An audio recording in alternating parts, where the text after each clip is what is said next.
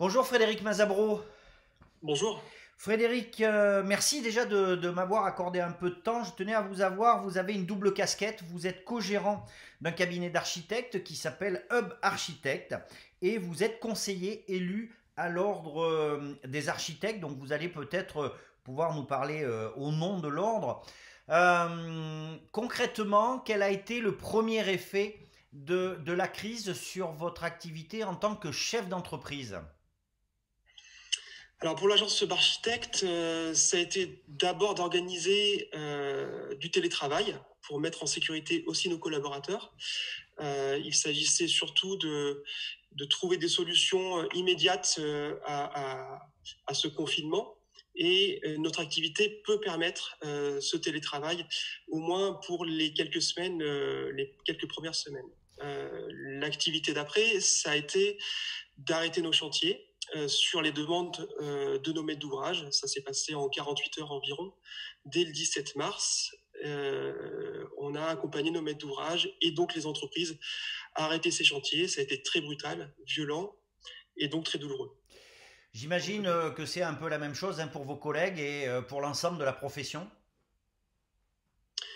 Oui, c'est une profession qui est hétérogène, avec des modes d'exercice qui vont euh, du chef d'entreprise, profession libérale tout seul, dans sa société, donc avec un exercice euh, un peu plus direct, et puis avec des agences qui font parfois plus de 50 personnes.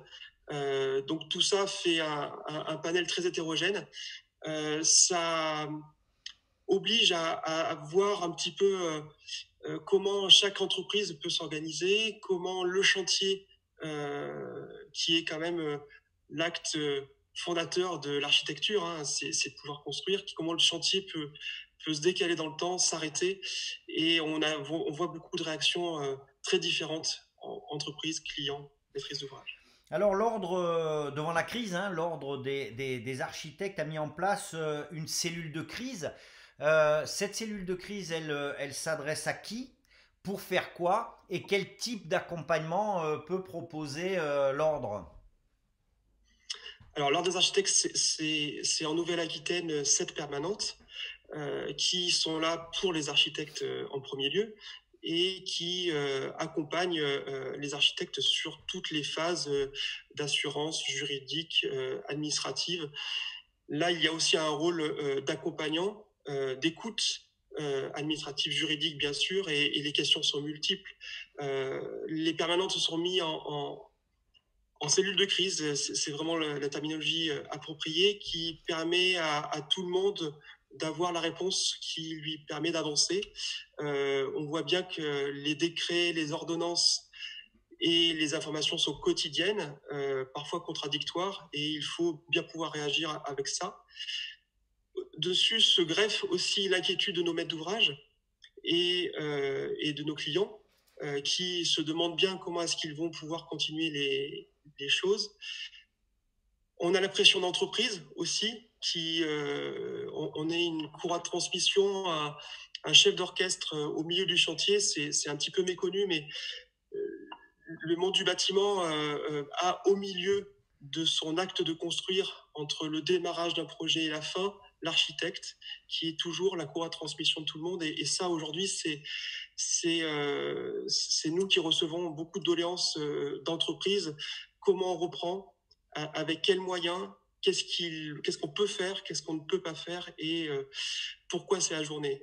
La vraie question, c'est comment est-ce qu'on reprend le chantier. Alors justement, hein, vous me faites une bonne transition. Cette crise, on va forcément en sortir à un moment donné. Aujourd'hui, quelle est la vision de la profession? Quelles sont les craintes? Quels sont les espoirs, les attentes de la profession par rapport à la structuration, je dirais, de cette sortie de crise? Très bonne question. Très bonne question. Alors, les attentes sont multiples.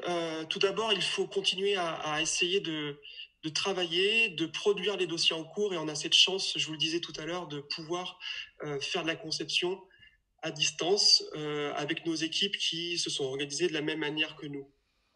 Euh, Ça, c'est puis un gros pan de notre activité. On voit bien que cette conception, c'est l'avenir des entreprises, c'est l'avenir de ce qui va se passer dans quelques semaines, parce que ce qu'on ne produira pas aujourd'hui, c'est dans quelques semaines, quelques mois, des chantiers qui ne pourront pas se lancer. Et l'impact pourrait être décuplé si jamais on ne pouvait pas lancer ces choses-là.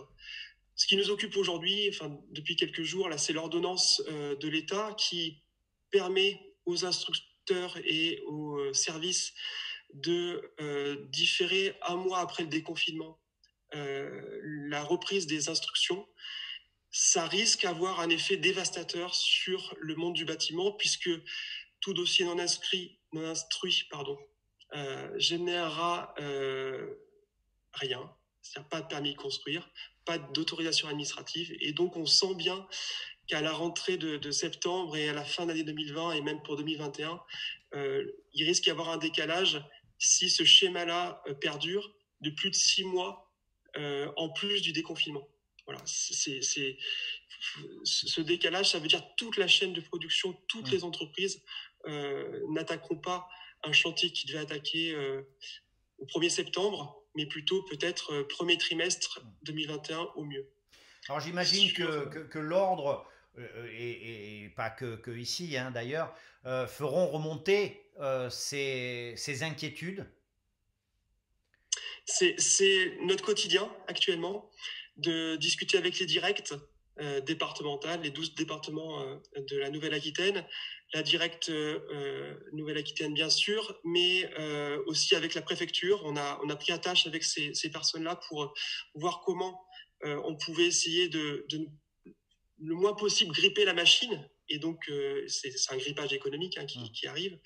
Mais à côté de ça, on essaie de voir avec des mesures un peu plus immédiates, comme l'ARS, l'autorité régionale de la santé, qui a des besoins d'urgence pour aménager certains locaux liés à ce confinement.